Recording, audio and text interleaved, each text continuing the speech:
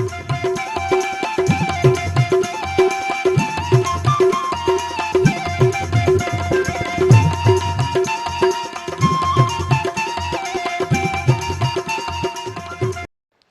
वालेकुम नाज़रीन, प्रोग्राम ज़रई दुनिया सां गॾु अवां सां अवां जो मेज़बान इमरान अली भोज़दार मुखातिब है। नाज़रीन, असां अॼु अवां जी ख़िदमत में जेके ज़रई मसला जेके दरपेश हूंदा आहिनि असांजी सिंध सां, जेके आबादगार तबिके सां जेके बि मसला मसाइल पेश अचनि था, उन्हनि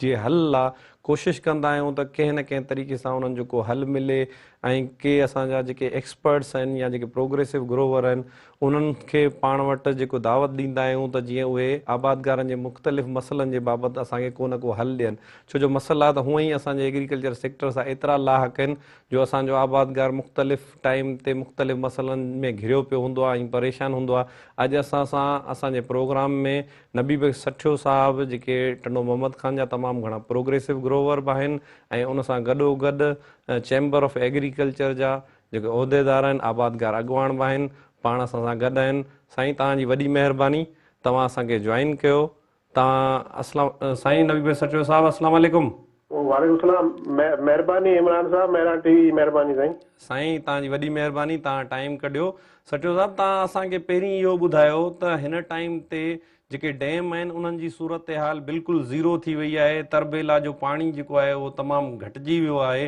त हाणे असां वटि जेको चेट आहे उहो तक़रीबन हाणे आलमोस्ट चेट ऐं जेको चेट जो जेको फ़सुलु आहे उहो हाणे हार्वेस्टिंग जे क़रीब आहे। पाणी जा जेके पहिरीं पूरी सिंध में क्राइसिस रहियो, हाणे कीअं था ॾिसो त आगाटे वोणनि जी पोखी लाइ पाणी जी छा सूरत हाल रहंदी? महिरबानी इमरान साहब, मेहरान टीवी जी। जीअं त हाणे तव्हां पाणी जी सूरत हाल जी ॻाल्हि कई, पाणी जा क्राइसिस हींअर असांजी रबी जी जेका आहे त पोखी त थी वई, पाण फसल बि उहे तयारु आहिनि। मेजर असांजो क्रॉप जेको आहे उनमें कणिक आहे, उनजी हार्वेस्टिंग तक़रीबन टंडो मिपोखास ऐं डिगड़ी वारे पासे शुरू थी वई आहे। चवंदा 16-17 तारीख़ खां फेबरवरी ऐं ॿिए हंधि बि शुरू थींदी। त हाणे रबी जे फसलनि खे पाणी कोन खपे, पर जेका अर्ली ख़रीफ़ थींदी आहे, जंहिंमें अर्ली ख़रीफ़ में असां वटि ख़रीफ़ जा मेजर फसल त राइस आहे असांजी, उनखां पोइ काटन आहे। पर अर्ली ख़रीफ़ में जेके फसल असां वटि थियनि था, हिकिड़ी काटन आगाटी लॻे थी, ॿियो वरी असां वटि मिर्च लॻे थो आगाटो, जेको ख़ासि करे कुनरी वारे पासे टंडो अलायार, मीरपुखास, मटियारी, हिननि पासे लॻंदो आहे, टंडो महाकाल में लॻंदो आहे। उनजे लाइ पाणी असांखे तक़रीबन 20 फेबरवरी खां वठी 20 मार्च ताईं मिलणु घुरिजे त जीअं अर्ली जेको ख़रीफ़ जा फसल आहिनि उहे पोखे सघजनि। पर जेका पाणी जी सूरत हाल आहे, छो जो जीअं तव्हां जी ॿुधायो त सिंध खे पाणी जेको मिले थो हिकिड़ी ई देर मां मिले थो, तरबेला मां। जॾहिं त पंजाब मंगला मां खणे थो, उहो ई सॼो मंगला हुननि जे हवाले आहे, पर तरबेला मां काफ़ी सारो शेयर करनि था। पर तरबेला जी जेका वाटर लेवल आहे उहा तमामु घणी डेंजरस लेवल ते आहे। तक़रीबन चवंदा शायदि 15-16 ॾींहंनि में टे लेवल ते अची वेंदो। इन करे पाणी जो फ्लो तमामु घटि आहे। ॿिए पासे वरी जेके बरसातूं पवणु घुरिजनि हा सियारे में, उहे कोन पयूं, बर्फ़बारी थी आहे। हाणे बर्फ़बारी थी आहे, उहा बर्फ़ ॻरंदी वञी अप्रैल में, जॾहिं टेम्परेचर वञी 28-30 थींदो नादर एरियाज़ में। त हाणे जेको अर्ली असां वटि सोइंग थींदी आहे ख़रीफ़ जी, जंहिंमें ख़ासि करे फुटियूं थींदियूं आहिनि, मिर्च थींदा आहिनि, ॿियूं सब्जियूं थींदियूं आहिनि, उन्हनि जे पोखी जा तमामु घणा जेके आहिनि से सूरत हाल गंभीर थी वेंदी, शायदि घटि थी सघे। उते ज़मीदार वीचारा कंदा जिते जर जो पाणी मिठो आहे, ट्यूबवेल हलाए पंहिंजो डीज़ल ख़र्च करे शायदि कुझु मिर्च पोखीनि, कुझु फुटियूं पोखीनि। पर जेका बल्क में एरिया पोखिजे, हाणे 6,40,000 हेक्टेयर ते जेको आहे काटन पोखणी आहे, टारगेट आहे सिंध जो। त उन में तक़रीबन 1.5 लख एकड़ जेका आहे सा 20 फेबरवरी खां 20 मार्च जे विच में लॻी वेंदी आहे, ख़ासि करे लोअर सिंध में। पर जॾहिं पाणी कोन हूंदो त यकीनन नथो सम्झा 1.5 लख छा, पर को 1.5 एकड़ ते पोखिजी सघिजे। त इहा सूरत हाल आहे। अच्छा साईं, उन खां सवाइ हींअर तव्हांखे ख़बर आहे त पोयां चेट में आबादगारनि खे तमामु घणो महांगो फर्टिलाइज़र मिलियो आहे। हाणे ज़ाहिर आहे वरी जॾहिं काटन या अर्ली जेके बि क्रॉप हाणे जेके आगाटी पोखी थींदी उन लाइ वरी भाण जी जेका आहे उहा आबादगारनि खे ज़रूरत पवंदी। त हींअर तव्हांजे ज़िले में या उन खां सवाइ पूरे सिंध में भाण जी कीअं सूरत हाल आहे? यूरिया या DAP आया अवेलेबल आहिनि या उन्हनि जा अघ कीअं आहिनि? बिल्कुलु, भाण जो इमरान तमामु घणो हींअर क्राइसिस रहियो, ख़ासि करे यूरिया भाण जो। भाण असां वटि ॿ इस्तेमालु थियनि था, हिकिड़ो फास्फोरस आहे जेको NP आहे ऐं DAP आहे। ॿिए पासे वरी जेको यूरिया आहे, नाइट्रोजन आहे। हाणे जॾहिं फास्फोरस असां ॾिनो ते कणकनि खे, तॾहिं 8,500 में बोरी मिले पई, डॉलर जे करे चऊं रेट चढ़ी वियो आहे। हाणे DAP जी जेका बोरी हींअर अवेलेबल आहे मार्केट में, उहा 10,500 रुपए जी आहे। जॾहिं त नाइट्रोजन जेको आहे यूरिया उन जी क़ीमत तक़रीबन 20 डिसंबर खां वठी हिननि आर्टिफिशियल शार्टेज कई, पोइ अफ़गानिस्तान जा बहाना अफ़गानिस्तान स्मगल थी वियो, जेको 1768 रुपए में ज़मींदार खे मिलणु घुरिजे उहो ज़मींदारनि ते 3200-3400 में वरितो आहे। पर हाणे असांजा रबी जा फसल तक़रीबन सभु मेच्योर थी विया आहिनि, भाण जी ख़ासि करे नाइट्रोजन जी यूरिया जी ज़रूरत ई कोन्हे, पर हुनजे बावजूदि दुकाननि ते रखियो आहे। तव्हां सॼी सिंध जे कंहिं बि शहर में वञो दुकान ते, उहो डीलर जेको आहे 1768 जे बजाए 2200-2300 में विकिणो। भवानी खे कंट्रोल केरु कंदो? हींअर 2 हफ़्ता पहिरीं मिनिस्टर साहब वटि मीटिंग थी, जंहिंमें चैम्बर ऑफ एग्रीकल्चर असांजी तंज़ीम, सिंधाबादगार बोर्ड, नवाब ज़ुबैर साहब जी तंज़ीम हुई, उते असां दायो साईं हाणे ज़रूरत बि कोन्हे, हीउ जेको हिननि खे रत लॻी वियो आहे डीलरनि खे, इन रत खे भला केरु मिटाईंदो जो 2200-2300 अञा वठनि पिया। ऐं जेकॾहिं हाणे असां वटि जॾहिं खरीफ़ में सभिनी फसलनि खे फास्फोरस खपे, खपे, पोटाशियम खपे ऐं जेको आहे एसओपी बि खपे। बिल्कुलु पहिरीं त मतिलबु साईं भाण जी तमामु घणी आबादगारनि खे ज़रूरत हुई, हाणे त एतिरी ज़रूरत बि कोन्हे, डिमांड ऐं सप्लाई जो चक्कर, एतिरी डिमांड बि कोन्हे, पोइ बि अञा ताईं कंट्रोल प्राइस ते छो नथो भाण? इहो इमरान वॾो अलमियो आहे त वॾा असांजी सिंध गवर्नमेंट तमामु घणी सुस्त चइजे, हाणे ॿियो को लफ़्ज़ ॾुखियो कोन था वञो, तमामु घणी सुस्ती लापरवाही जो मुज़ाहिरो पई करे। बाबा जॾहिं असां वटि सप्लाई मोर देन 100% आहे, डिमांड जेका आहे 50% में कोन्हे नाइट्रोजन जी यूरिया जी, उनजे बावजूदि 400 रुपया ब्लैक छो पियो विकामे? जेको 1768 जे बजाय त 1800 में विकिणो, उहो 2400 में छो पियो विकामे? 2200 में छो पियो विकामे? 400 रुपया मथे छो पियो? हाणे अञा जॾहिं डिमांड कोन्हे त 400 रुपया मथे आहे, जॾहिं खरीफ़ जा फसल पोखिजी वेंदा, डिमांड वधंदी त इहो साॻियो वरी 2500 रुपये में मिलंदो यूरिया। ऐं माण्हू जॾहिं 2500 रुपया वठंदो सारनि जे लाइ या फुटियुनि जे लाइ या मिर्चनि जे लाइ, ऐं सारनि खे जेको आहे 4-4 भाण था अचनि, ऐं जेको फुटी आहे उनखे यूरिया जा तक़रीबन 4-5 डोज़ अचनि था, मिर्चनि खे बि अचनि था, त उहो कीअं अफोर्ड करे सघंदो 2500 रुपये वारी 3000 वारी बोरी? ऐं फास्फोरस जेको आहे उहो ऑलरेडी 10,500 रुपये थी आहे। हाणे हिकिड़ो जेको ख़ाली जेके असांखे इमरान साहब जेके यूरिया जा ऐं फास्फोरस जा जेके डोज़ आहिनि, उहो ख़ाली इहे 2 भाण असांखे फी एकड़ में 30,000 रुपयो खपे ख़ाली भाण, बाक़ी ॿिज खेड़ी उहे तव्हां अलॻि लॻायो ऐं प्लस पाणी जा ख़र्चा अलॻि लॻाया, त एवरेज मिनिमम जेको हिकिड़ो एकड़ जो खाईंदो न उहो 70-80 खां मथे खाईंदो, मिर्चनि जो हुजे, फुटियुनि जो हुजे या वरी सारनि जो हुजे। अच्छा, वरी ॿियो नबी साहब, हींअर वरी जेको ॾिसूं पिया त डीलर इहे साॻिया जेके जीअं तव्हां चयो त उन्हनि खे हिकिड़ी आदत पइजी वई आहे मुनाफ़ाखोरी जी, त हाणे वरी आबादगारनि खे हींअर इन शइ ते तयारु कयो पियो वञे त बाबा हाणे 2200 रुपया यूरिया थियो आहे, तव्हां हींअर वठी छॾियो, इहो वरी महांगो थी वेंदो, त हथ सां माना माण्हुनि खे मुंझायो पियो वञे त जीअं ब्लैक मार्केटिंग करे सघिजे। न न बिल्कुलु, इहो डीलर जेको आहे डीलर पंहिंजी पैसा कढण जे चक्कर में, छो जो हाणे त डीलर ज़मींदारनि खे डप ॾींदो न, बाबा तव्हांखे रबी में जेको आहे 3200 में मिले पियो, ख़रीफ़ में त तव्हांखे 3000 में मिले, इन करे 2200 में वठो। हाणे हू डीलर जेको आहे इन चक्कर में आहे त भाण जा पैसा कढी वरी, छो जो हाणे मिलूं हलनि पियूं, मिलूं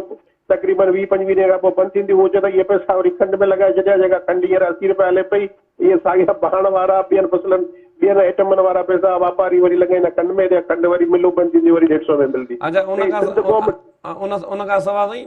नवीह साहब इहो ॿुधायो त वफ़ाक़ी सरकार ECC जेको हींअर 12.25 अरब रुपया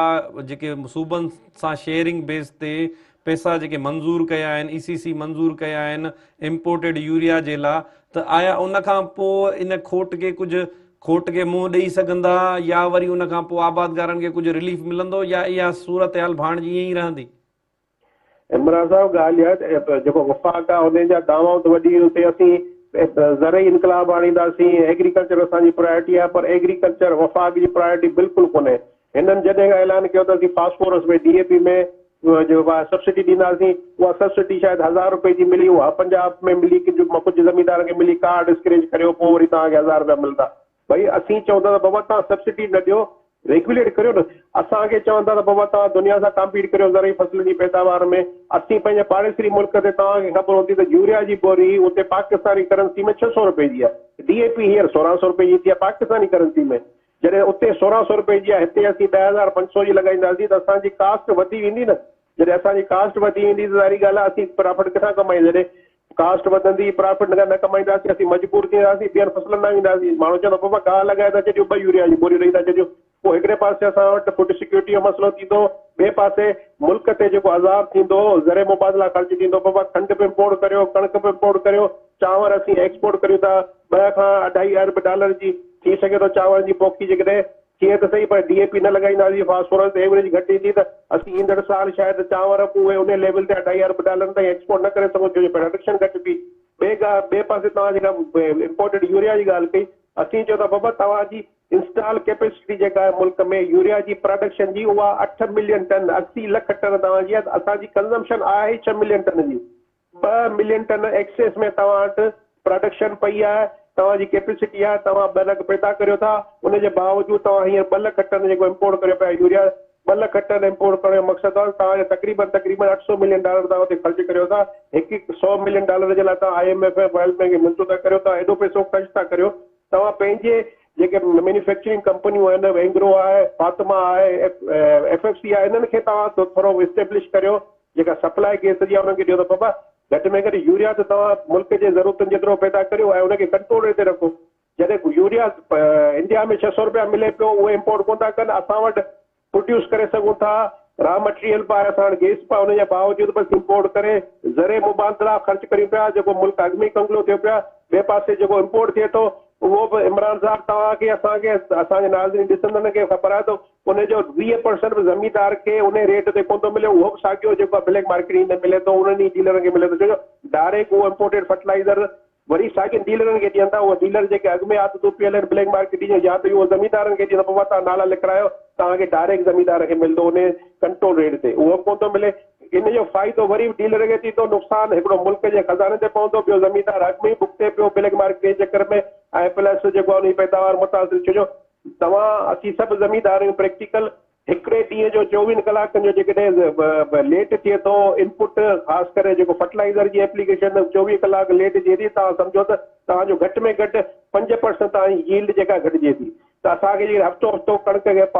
भाण लेट आयो त हुनजी पैदावार त हाणे त ख़बर तॾहिं पवंदी जॾहिं हार्वेस्ट थींदी। जेको ज़मींदार चवंदो मुंहिंजी 40 मण 50 मण एकड़ लहंदो, उहो जॾहिं 30-35 मण लहंदो त उन मथे ते हथो न यार, हेॾी भली करके नाड़ी मूं कई, उन खां पोइ छो जो टाइम ते हफ़्तो माण्हू वीचारनि जो भाण लेट सां आयो, ब्लैक मार्केटिंग जे करे माण्हू वटि पैसा कोन हुआ, एतिरा पैसा अरेंज कनि, या वरी जेके ॾियण वारा उहे लिकाए वेठा हुआ, जेको चोर बाज़ारी जे करे जेको आहे सो घटि पे ॾिनो माण्हुनि खे, त इहे तमामु घणा नेगेटिव। असांजी प्रोडक्शन असां वटि सभु वसीला मौजूदु आहिनि, यूरिया प्रोड्यूस करे हलो, फास्फोरस DAP असांखे इम्पोर्ट करिणो थो पए, उहो सिर्फ़ु 30% असां वटि ठहे थो, 70% असीं इम्पोर्ट करे था, पर यूरिया जी त 100% असां वटि सलाहियत आहे, वसीला आहिनि, प्रोड्यूस करे सघूं था, उनजे बावजूदि कोन था करियूं, इम्पोर्ट पिया करियूं, छो जो इहो हिकिड़ो वॾो माफ़िया आहे जेको इम्पोर्ट करण में पैसा कमाए थो, एक्सपोर्ट करण में पैसा कमाए थो। इहो उन्हनि जो फ़ाइदो थिए थो, ज़मींदार जे लाइ थिए, ज़राअत जे लाइ थो, ज़मींदार जे लाइ थो, पर फ़ाइदो वरी उहो इम्पोर्टर वठे थो, ॿिए नंबर ते वरी साॻियो पाण डीलरनि खे मिले थो, डीलर त अॻु में ई असांजो इस्तेसाल करे पियो, उहो असांखे कहिड़ो रिलीफ ॾींदो। अच्छा नवी भाई साहब, इहो ॿुधायो त तव्हांजी कल्ह केन कमिश्नर साहब सां बि मुलाक़ात थी, आबादगार तंज़ीमूं, उन में सिंध आबादगार बोर्ड आहे या सिंध चैम्बर ऑफ एग्रीकल्चर आहे, उन तव्हांजा नुमाइंदा जेके आहिनि उहे केन कमिश्नर वटि विया,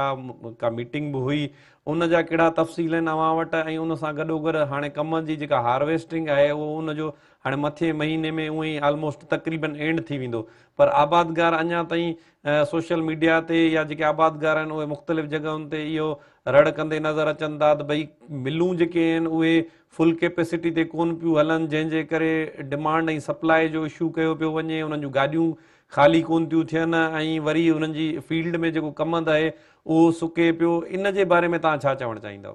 बिल्कुलु इमरान साहब, कल्ह तफ़सील सां ॻाल्हि थी, इहो केन कमिश्नर साहब जी तक़रीबन 1.5 महीनो थियो पोस्टिंग थी आहे, उहो 12 महीने खां पोइ 12 महीना इहा केन कमिश्नर सिंध जी हेॾी वॾी अहम पोस्ट ख़ाली हुई, को माण्हू हिते ऑफिसर पोस्ट कोन थियो। 1.5 महीनो पहिरीं 2 हफ़्ता पहिरीं जेका मिनिस्टर साहब वटि असांजी मीटिंग, हुन में कुझु ज़मींदारनि असां सभिनी ख़्वाहिश कई त केन कमिश्नर साहब जी मीटिंग थिए, उन ई सिलसिले में हिकिड़ी हुन इंट्रोडक्टरी मीटिंग घुराई, ऐं पोइ जी मसइला असां सभु ॿुधाइणो पियो। ॻाल्हि आहे त हिकिड़ा त ज़मींदारनि जा एक्चुअली 2018 जे सीज़न वारा 22 रुपया रहिया पिया, कुझु माण्हुनि खे मिलिया आहिनि, इलाहिनि खे कोन मिलिया आहिनि। ॿिए नंबर ते प्रीमियम जो फ़ैसिलो 2018 जो थियल आहे, हुन खां पोइ सुप्रीम कोर्ट जो मार्च 2018 जो, 2019 जे 27 दिसंबर जो सिंध हाई कोर्ट जो, उन खां पोइ कुझु ज़मींदार विया, ऐं पाण वियुसि कंटेम्प्ट में, पास आहे प्रीमियम कोन था ॾियनि, हिकिड़ी शुगर मिल जे ख़िलाफ़ वरी केन कमिश्नर खे भरणो पवंदो, बाबा प्रीमियम जा पैसा ज़मींदारनि खे वठी ॾियो। उहो केन कमिश्नर हुते अंडरटेकिंग ॾेई आयो, मुंहिंजी कंटेम्प्ट जी पिटीशन में प्रीमियम वारी साईं, ऐं हफ़्ते में हिनखे वठी ॾींदुसि हफ़्ते खां पहिरीं 5 ॾींहं पहिरीं हुनजी जेको आहे पोस्टिंग करे छॾियूं 12 महीना सीट ख़ाली। पोइ त कल्ह हिनखे चयोसीं ॻाल्हि यार जेके दरख़्वास्तूं तव्हां वटि पयूं आहिनि पहिरीं त कानूनी तौर तां उहे असांखे उकलाए ॾियो न, प्रीमियम जे मद में, ज़मीदारनि जे कमनि जी पेमेंट जे मद में, या वरी जेका कटौती थी आहे हुनजी मद में जेको तव्हां वटि लिटी पई आहे, जेके दरख़्वास्तूं पयूं आहिनि हुनजो अज़ालो कोन पियो थिए, माण्हू पोइ नाउमीद थी केन कमिश्नर ऑफिस त रेगुलेटरी बॉडी आहे, हुनजो कमु आहे शुगर मिल वारो इस्तेसाल करे थो ज़मीदार जो, त हुनखे पंहिंजो जाइज़ हक़ वठी ॾे। असीं जेकॾहिं कोर्ट में वञूं था डायरेक्ट त उहे चवंदा भाउ पहिरीं ताईं केन कमिश्नर वटि छो कोन विया। केन कमिश्नर वटि हाल इहो आहे त असांजूं 12 महीने खां दरख़्वास्तूं पयूं आहिनि, हुनजो अञा ताईं डिस्पोज़ल कोन थियो आहे। बाबा या त असांखे जवाबु ॾियो, तव्हां जहिड़े दरख़्वास्त अमल कोन कराए सघंदासीं, मिल वारा कोन था मञनि, या वरी असीं जेको आहे कोर्ट में वञूं त बाबा जेको आहे असांजे कोर्ट जेका डायरेक्शन ॾे चीफ सेक्रेटरी खे, केन कमिश्नर खे, एग्रीकल्चर सेक्रेटरी खे, मिनिस्टर खे, त बाबा असांजो जेको ड्यू राइट आहे उहो कल्ह हुन ॻाल्हियूं तमामु बहितर कयूं। सालिक मिर्ज़ा साहिबु जेको केन कमिश्नर सिंध थियो आहे पॉज़िटिव माण्हू आहे, असीं वरी उमेद रखंदासीं त बाबा अलाह करे जेको कल्ह हुन ॻाल्हियूं कयूं आहिनि हुन ते अमल करे ऐं ज़मीदारनि जा जेके जाइज़ मसइला आहिनि उहे हल करण में पंहिंजो जेको हुनजो कानूनी अख़लाक़ी ज़िम्मेवारी आहे उहा पूरी करे। अच्छा नबी भाई साहब तव्हां होल्ड ते रहिजो, नंढड़ो हिकिड़ो ब्रेक वठूं था ऐं उन खां पोइ ॿीहर हाज़िर थियूं था।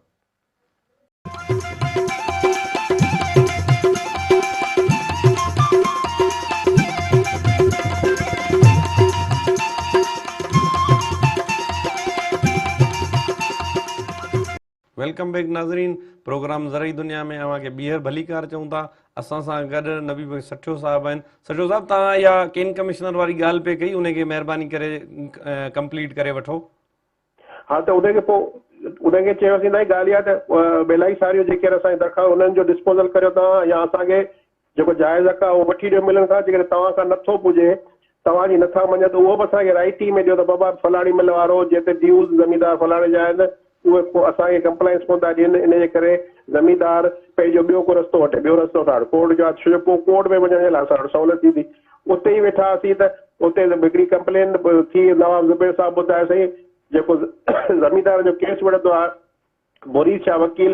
उन जो बांदी शुगर मिल 2 ॾींहं पहिरीं कमनि में खणण खां इनकार करे छॾियो आहे। पोइ नवाब साहिबु उते दरख़्वास्त ॾेई लॻाए, साईं ॻाल्हि इहा आहे त हू वकील त आहे पर ज़मीदार बि आहे ख़ानदानी, हुनजो मिल वारे कहिड़े ग्राउंड ते जेको आहे सो कमनि खणण खां इनकार कयो आहे। पोइ महिरबानी करे हुनखे चओ जीअं जनरल मैनेजर बांदी शुगर मिल खे। पोइ मूं पुछियोसीं ॻाल्हि आहे त अगरि जेकॾहिं हुनजी इंफीरियर क्वालिटी आहे, असां इहे सभिनी सिंधी ज़मीदारनि खे चवां थो बाबा ज़मीदारनि सां जेका नाजाइज़ी थिए थी, थोरो असांजो सिंधी ज़मीदार उहो थोरो कोशिशि बाबा को मिल वारो तव्हांजो कमनि ते नथो खणे इन बुनियाद ते त बाबा तुंहिंजी जिन्स जेका आहे एप्रूव कोन्हे, उन नॉन एप्रूव जिन्स खे रद्द करण जो फ़ैसिलो का शुगर मिल कोन कंदी, उहो केन कमिश्नर ऑफिस कंदी। हुन खां चओ त बाबा तूं नथो खणी त तूं असांखे राइटी मिले, या थोरो घणो वरी ज़मीदार कोशिशि कनि उन शइ खे मीडिया ते हाईलाइट कनि, अख़बार में रिपोर्ट कराइनि, प्लस सोशल मीडिया ते थोरो बाबा फलाणे मिल जे ॿाहिरां असांजी ट्राली, असांजी बैलगाॾी, असांजी ऊठ गाॾी बीठी आहे, फलाणी मिल वारो असांजो कमु कोन थो लाइ चए थो इंफीरियर क्वालिटी जी आहे, उन खां पोइ हुन ते एक्शन थींदो। ऐं प्लस जेकॾहिं मुरीद अली शाह जो कमु त बांदी शुगर मिल नथी वठे त कहिड़े ग्राउंड ते नथी वठे उहो तव्हां हुन खां राइटिंग में वठो। त उन ते पोइ हुनखे केन कमिश्नर साहिबु हुन शायदि जेको बांदी जो जेको ख़ासकेली साहिबु आहे, को GM जनरल मैनेजर जेके आहिनि हुन सां ॻाल्हायो ऐं राइटिंग में बि जेको आहे नवाब साहिबु ॾिनी, त छो नवाब साहिबु वारी तंज़ीम जो मेंबर बि आहे मुरीद शाह वकील जेको आहे, उन ते इहो केन कमिश्नर चयोसीं ॻाल्हि आहे त असीं जेकॾहिं दरख़्वास्त अॼु ॾियूं था त हुनजो घटि में घटि 3 ॾींहंनि जे अंदरि फ़ैसिलो त अचणु घुरिजे न, को जवाबु त मिलणु घुरिजे। हुनजो जेकॾहिं मुंहिंजी दरख़्वास्त कंटेम्प्ट जी पई आहे, हाई कोर्ट आहे डायरेक्ट छॾींदा 12 महीना ते अञा डिस्पोज़ल कोन्हे, त पोइ माण्हू जो एतमाद ई खटिजी वेंदो न तव्हांजे आहे। असांखे लॻे थो त केन कमिश्नर ऑफिस या मथियां जेके माण्हू आहिनि उहे इहो ई चाहिनि था त सिंध जे ज़मीदार जो केन कमिश्नर ऑफिस ते ऐं केन स्टाफ ते सरकार जे इन ते को एतमाद ई न हुजे, चवंदो इहे कुझु कोन कंदा, इन करे माण्हू उन तरफ़ रुखी न कनि। सो अहिड़ो रवैया न रखजनि त इहे इदारा जेके आहिनि सभु सिर्फ़ु खोखला रहिजी वञनि। ज़ाहिर ॻाल्हि आहे तव्हांजो पघार कोन रुकबो, पर जेको ज़मीदार जो, ज़राअत जो, ज़रई मईशत जो, सूबे जो ऐं मुल्क जो जेको नुक़सानु थिए पियो हुनजो त अंदाज़ो ई कोन्हे कोन्हे त हे मिल वारा, राइस मिल वारो हुजे, शुगर मिल वारो हुजे, जिनी फैक्ट्री वारो हुजे, उहो केॾो इस्तेसाल करे थो। पर केन कमिश्नर ऑफिस कमनि सां रिलेटेड आहे त कमनि जी शुगर मिल जेका सवेरी तव्हां हिकिड़ी ॻाल्हि कई त बाबा जेको आहे सो हिकिड़ी मखसूस लिमिट मुक़ररु करे छॾी आहे, हिकु पंहिंजो कार्टेल ठाहे मिल वारनि पास 70,000 मण खां मथे कृषि कोन कंदासीं। हुनजो नतीजो इहो आहे त बेकलाक थी वियो आहे यार्ड में, जेका गाॾी 8 खां 10 कलाकनि में ऑफलोड थींदी मिल ते, हाणे उहो हुनखे 36 कलाक में लॻे। त बाबा तव्हांखे कीअं इहो चयो तव्हां 70,000 ते हलायो? पोइ इहा हिकिड़ी कैटलाइज़ेशन ठाहे छॾी अथनि त माण्हुनि खे टार्चर ॾियणो आहे, माण्हू बड़े परेशान हुजनि। ॿिए पासे वरी इहा ॻाल्हि ॿुधण में अचे पई त FBR वारनि हिननि ते पाबंदी लॻाई आहे त बाबा तव्हां जेको कम पीड़ियो पिया हुन मां जेका खंडु ठहे पई उन खंडु ठहंदड़ जेका आहे खंडु उन जेका बोरी में जंहिंमें पवंदी उन हर बोरी ते हिकिड़ो FBR जो टैग लॻल हूंदो। जंहिं बोरी ते FBR जो टैग न लॻल हूंदो उहा असीं सम्झंदासीं FBR सम्झंदो, गवर्नमेंट ऑफ पाकिस्तान सम्झंदो इहा चोरी जी आहे। जंहिं डीलर वटां बि उहा खंडु निकिती बग़ैर टैग वारी खंडु बोरी उन डीलर खे चालान कयो वेंदो। हाणे ही शायदि इहो मैसेज ॾियण पिया चाहिनि FBR खे त साईं असांजी एतिरी, छो जो गुज़िरियल सालनि जी तव्हां हिनजी क्रेशिंग खणंदा न उहा 24 कलाकनि में ही 2 लख 2.5 लख मां क्रेश कंदा। हाणे 24 कलाकनि में 70,000 रुपया क्रेश कनि, छो जो हुनखे फिगर में टेम्परिंग करणी आहे। इहो हिकिड़ो मिस इम्प्रेशन ॾियणो आहे FBR खे त बाबा गुज़िरियल सालनि जी असांजी एतिरी कोन हुई, हिन साल बि असांजी 70 खां 80,000 मां क्रेशिंग थिए थी 24 कलाकनि में। जॾहिं त तव्हां सभिनी खे ख़बर आहे हिकु हिकिड़ी शुगर मिल जेके डबल टेंडम वारियूं आहिनि उहे त 2-2 लख मण 24 कलाक में क्रेश कंदियूं। हाणे हिन 70,000 80,000 मण ते बीहारे छॾियो आहे त ताकी जेको हुननि जी जेका पोयनि सालनि में चोरी कंदा रहिया आहिनि वफ़ाक़ी सरकार जी टैक्स जी मद में, ख़ासि करे सेल्स टैक्स जी मद में, उहो ॾेखारे सघनि साईं असांजे करे गुज़िरियल साल 18 फेब्रुआरी ते 19 फेब्रुआरी ते तव्हांखे ॾेखारे पियो त असांजूं 10,000 बोरियूं ठहियूं त अॼु बि असांजूं 10,100 बोरियूं ठहियूं आहिनि। हालांकि जेकॾहिं फुल कैपेसिटी ते हलाए त उहा 70 जे बजाए 2 लख ते हलाए त हुनजो त 30-35,000 बोरियूं ठहंदियूं। उहा जल्दी पवंदो त पोइ गुज़िरियल सालनि में तव्हां इन्हनि ॾींहंनि में तव्हां असांखे प्रोडक्शन ॾेखारी हेतिरी, हाणे तव्हांजी प्रोडक्शन हेॾी वधी वई आहे त माना तव्हां गुज़िरियल साल टैक्स चोरी कयो आहे। त इहो हिकिड़ो गेम पिया कनि FBR वारनि सां। ऐं प्लस हुन में वरी पीढ़ी जे ज़मीदार पियो जंहिंजी 36 कलाक ताली बीठी आहे, छो जो हाणे टेम्परेचर वधी वियो आहे, काड़ो वधी वियो आहे, उहो कमंदो हुनजो सुके पियो, हिकिड़ो फील्ड में सुके पियो, ॿियो वरी मिल जे यार्ड में बीठो आहे, टालियूं ट्रैक्टर बैलगाड़ियूं ठगाॾियूं ट्रकूं बीठियूं आहिनि, उहो सुके पियो त उहो वरी वेट लॉस ज़मीदार जो, हुनजी खंडु त कोन थी सुके, उहा ड्राई थिए थो हुनजो पाणी, उहो ज़मीदार खे नुक़सानु आहे। हू बासरे करे ठीकु आहे 70,000 ते हलायो असांखे परवाह कोन्हे, छो कमु ज़मीदार केॾा कंदो। अच्छा नवीर साहब इहो ॿुधायो, तव्हां बि फूड सिक्योरिटी जी ॻाल्हि कई, हाणे कणिक जो जेको आहे पाण वटि सिंध में लाबारो बि बिल्कुलु किथे किथे सोशल मीडिया ते ऐं हूअं ई ॿुधूं पिया त किथे किथे लाबारा बि लोअर सिंध में शुरू थी विया आहिनि। हाणे मूंखे इहो ॿुधायो त सिंध गवर्नमेंट जेको रेट मंज़ूर कयो आहे हींअर 5500 रुपया फी बोरी या 2200 रुपया मण खणी पाण चऊं 40 kg जो, त उन में कीअं था तव्हां ॾिसो त जॾहिं आबादकारनि हेॾा महांगा भाण इस्तेमालु करे कणिक उपाई आहे, पाणी जा मसइला, DAP जी शार्टेज, यूरिया जी शार्टेज, हिकिड़ो त अगरि उन्हनि खे हाणे वरी अञा ताईं गवर्नमेंट का पॉलिसी ख़रीदारी जी कोन्हे अनाउंस कई त कॾहिं बारदानो मिलंदो, कीअं थींदो, त आया पोइ उन में कीअं था ॾिसो त आबादकारनि खे छा कणिक जो रेट इहो जेको गवर्नमेंट तय कयो आहे इहो मिलंदो? बिल्कुलु कणिक जी ख़रीदारी जेको गवर्नमेंट कंदी आहे इमरान, तव्हां असां सभु हिन मरहलनि मां गुज़रंदा आहियूं। गुज़िरियल साल थोरो रेट मिलियो, हुन खां पहिरियां जेके साल हुआ न गवर्नमेंट मुक़ररु करे जेको आहे सो 2,000 रुपया ज़मीनदार वीचारो, छो जो बारदानो हुनखे मिलंदो कोन, बारदानो ईंदो अप्रैल जे पहिरीं हफ़्ते में या 15 अप्रैल खां पोइ गोदाम ते, ख़ासि करे लोअर सिंध में तेसि ताईं ज़मीनदारी कणिक निकिरी वेंदी। गुज़िरियल साल कॉम्पिटिशन जी मार्केट में ज़मीनदारनि 2,000 रुपये ते जेको आहे सो कणिक विकी, डीलरनि जेके प्राइवेट ख़रीदार उन्हनि बि 1800-1900 में विकी वरिती पे, पर जॾहिं ज़मीनदार जी कणिक सॼी सिंध मां हार्वेस्ट थी वई हली ऐं डीलरनि वटि अची वई, ॿी वेयर हाउस ते अची, पोइ हींअर बि तव्हां पुछाईंदा कणिक जो जेको रेट हले पियो, चकी फ्लोर मिल वारनि खे जेको प्राइवेट जी ख़रीदारी आहे उहा 2700 रुपया मण पिया वठनि। बाबा जॾहिं प्राइवेट जी तव्हां 2700 रुपया वठो, ज़मीनदार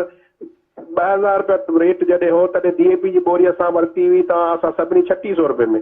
हाणे तव्हां 2200 कयो त तव्हां DAP वरिती आहे 8,500 रुपये में, यानी DAP जी कास्ट असांजी तक़रीबन 200% वधी वई, 150-200%। त असांजो रेट घटि में घटि तव्हां 3,000 ते करियो, हलो 3,000 कोन कयो, 2,500 कोन कयो, पर 2,200 कयो आहे थो। हाणे 2,200 खे CM साहब ऐलान कयो, असीं चवंदा भाउ ठीकु आहे, पंजाब खे जेकॾहिं असीं ॾिसूं था 1900 रुपया हुनजो रेट आहे, असांखे वटि 2,200 रुपया आहे, जॾहिं असां वटि 2,000 हो त हुननि जो 1800। हलो पंजाब जी भेट में वरी 250, पर महिरबानी करे सिंध गवर्नमेंट जेका दावा हींअर कई आहे त बाबा 1 मार्च ते गोदाम खुली वेंदा, ख़रीदारी मर्कज़ बाबा खुली वञनि, उन्हनि वटि बारदानो मौजूदु हुजे ऐं प्लस पोइ जॾहिं बारदानो पवंदो आहे सेंटर बि खुलियो पवंदो आहे, पोइ तव्हां असांखे चवंदा साईं बारदानो पियो आहे, गोदाम बि अवेलेबल हाज़िर आहे, पर पैसा कोन्हे, जॾहिं स्टेट बैंक सिंध गवर्नमेंट खे पैसा ॾे त इहे एक्सक्यूज़ जेके थींदा आहिनि ऑफिसरनि जा पैसा कमाइण जा तरीक़ेकार, त इहे महिरबानी करे सिंध गवर्नमेंट मिनिस्टर फूड वज़ीर आला साहब हिनखे इंश्योर करे त बाबा 2,200 रुपया आहे, हालांकि घटि आहे, पर जेको 2,200 सरकारी रेट आहे त उहो ज़मीनदार खे 2190 न मिलणु घुरिजे, 2200 सरकार ॾे, बाक़ी प्राइवेट जॾहिं ख़रीदारी कंदो, छो जो प्राइवेट सेक्टर में ख़रीदारी जाम थींदी। असां वटि कणिक जेका पोखल आहे सॼी सिंध में 12 लख हेक्टर 30 लख एकड़नि ते आहे, जेको टारगेट ॿुधाइनि पिया त तक़रीबन 5 मिलियन 50 लख टन प्रोड्यूस थींदी सिंध में, जंहिंमां 1.4 14 लख टन सिंध गवर्नमेंट ख़रीद कंदी, 1/4 ख़रीद कंदी आहे। पर जेकॾहिं फर्टिलाइज़र जा क्राइसिस थिया, किथे थोरो पाणी घटि पहुतो ऐं भाण जेको नाइट्रोजन हो उहो जेकॾहिं ॾियणु घुरिजे आहे, जेको आहे कणिक खे 25 ॾींहंनि खां पोइ, उहो जेकॾहिं 25 ॾींहंनि खां पोइ आहे त हुनजी एवरेज घटि बि ऐं एवरेज घटि बि, हुन खां पोइ वरी जेकॾहिं ज़मीनदार वीचारो कणिक काए अची मार्केट में विकिणे, जेकॾहिं सरकारी सेंटर न खुलियल हूंदो, प्राइवेट माण्हू चवंदो पियो सेंटर कोन्हे खुलियल, तूं केॾा कणिक करे, असां 2000 में वठंदासीं। इन जे करे ॿ कम करे, हिकिड़ो त गवर्नमेंट इहो करे त बाबा पंहिंजा सेंटर हर हालत में लोअर सिंध में, ख़ासि करे मीरपुरख़ास डिवीज़न ऐं हैदराबाद डिवीज़न, इन्हनि ॿिन्ही डिवीज़ननि में ख़रीदारी जा मर्कज़ कणिक जा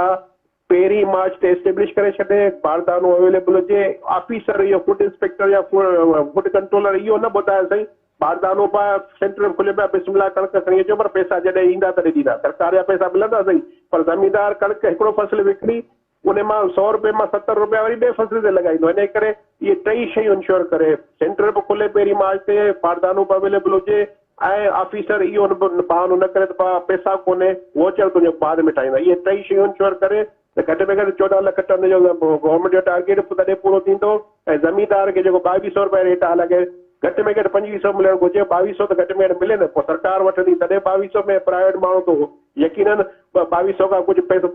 रुपया घटि वधीक ॾींदो तॾहिं उहो जेको आहे ज़मीनदार हुनखे वठी ॾींदो। बिल्कुलु सही ॻाल्हि आहे तव्हांजी, छो जो पाण वटि जेको रेट तय थींदो आहे उहो मिनिमम सपोर्ट प्राइस हूंदी आहे, उन खां मथे बि थी सघे थो। त हाणे हिन सूरत हाल में जॾहिं आबादगारनि खे अगरि 2200 खां बि रेट घटि मिलंदो त हींअर सरें जो रेट तक़रीबन 5600 5650 रुपया हले पियो, ऐं अगरि जे अहिड़ो रेट आबादगारनि खे मिलंदो, ज़ाहिर सरें में ख़र्च बि घटि आहे, त मुंहिंजे ख़्याल सां पोइ नेक्स्ट ईयर नवी भाई साहब कणिक जो वधीक बहिरान कोन थींदो।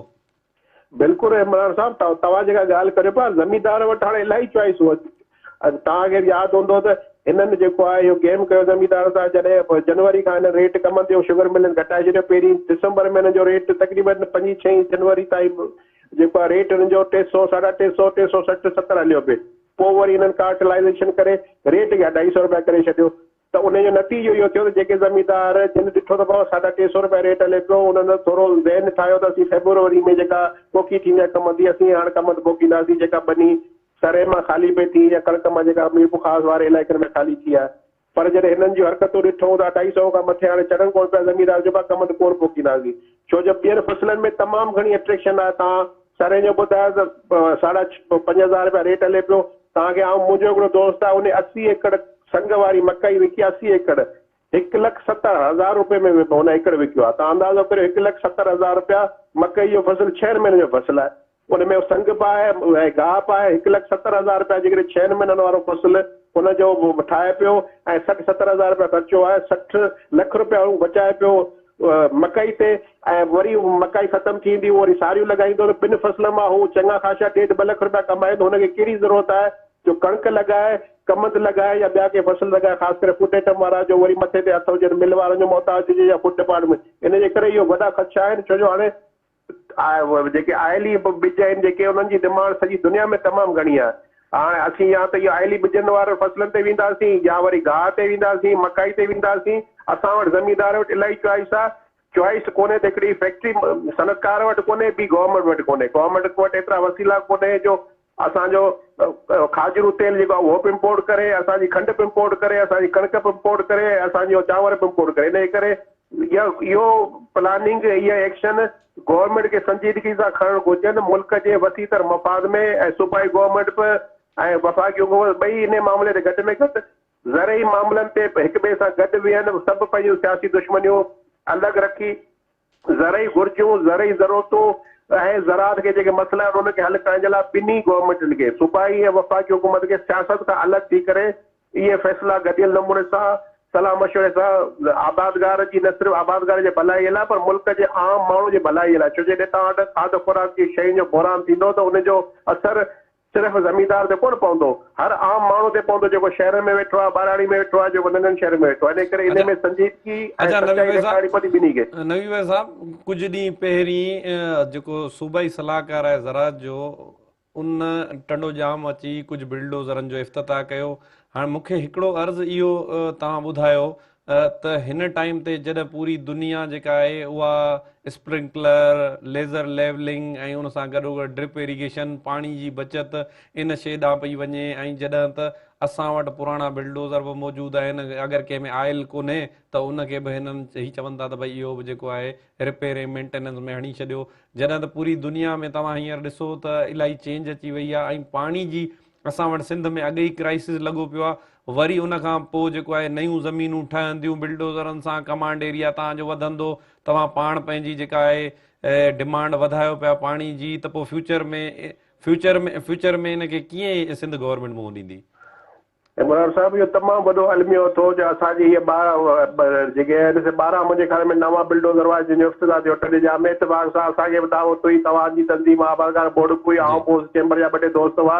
वज़ीर साहब आयो, इफ़्तिताह थियो त साफ़ रिपोर्ट खां पुछियो, पर असांखां वरी कुझु ॾींहं खां पोइ मीडिया वारनि पुछियो। मुंहिंजी साईं ॻाल्हि इहा आहे त असांखे हुते ॿी जॻह ब्रीफिंग ॾिनो अथई, 136 बिल्डोज़र पहिरीं जा आहिनि उहे नॉन फंक्शनल आहिनि, नॉन ऑपरेशनल आहिनि, ख़राबु आहिनि, 120 हलनि पिया, वरी ही 12 बिल्डोज़र आहिनि। बाबा ख़ुदा जो ख़ौफ़ करियो, तव्हांजी ADP annual development programme Sindh जे ज़रई खाते जो तक़रीबन 6.5 अरब रुपया, उन मां 12 बिल्डोज़रनि ते तव्हां जेको आहे 2.5 अरब रुपया ख़र्चु कया आहिनि, ऐं बिल्डोज़रनि जो 120 तव्हां वटि अॻु में ऑपरेशनल बीठा आहिनि, 136 ख़राबु आहिनि, 12 तव्हां वरी नवां वरिता आहिनि जंहिं ते 2.5 अरब रुपया ख़र्चु कया आहिनि, सिर्फ़ु पंहिंजी चंद लख रुपए जी हिकिड़े बिल्डोज़र कमीशन जे चक्कर में। बिल्डोज़र असां वटि जेको बिल्डोज़र जो इस्तेमालु आहे उहो ज़रई पेशा माण्हू मुश्किल सां 0.05%, यानी तव्हांजी वॾी महिरबानी नवी भाई साहब, तव्हांजी वॾी महिरबानी। वक़्त जी शार्टेज जे करे इंशाल्लाह ॿीहर वरी तव्हां खां इन मामले ते वरी तफ़सीलात वठंदासीं। तव्हांजी वॾी महिरबानी। नाज़रीन, तव्हां असांजे जेको आहे महिमान जूं ख़बरूं ॿुधियूं ऐं उन्हनि जा मुफ़ीद मशवरा ॿुधा। इंशाल्लाह वरी ॿीहर ॿिए हफ़्ते में अव्हांजी ख़िदमत में हाज़िर थींदासीं। अल्लाह निगहबान।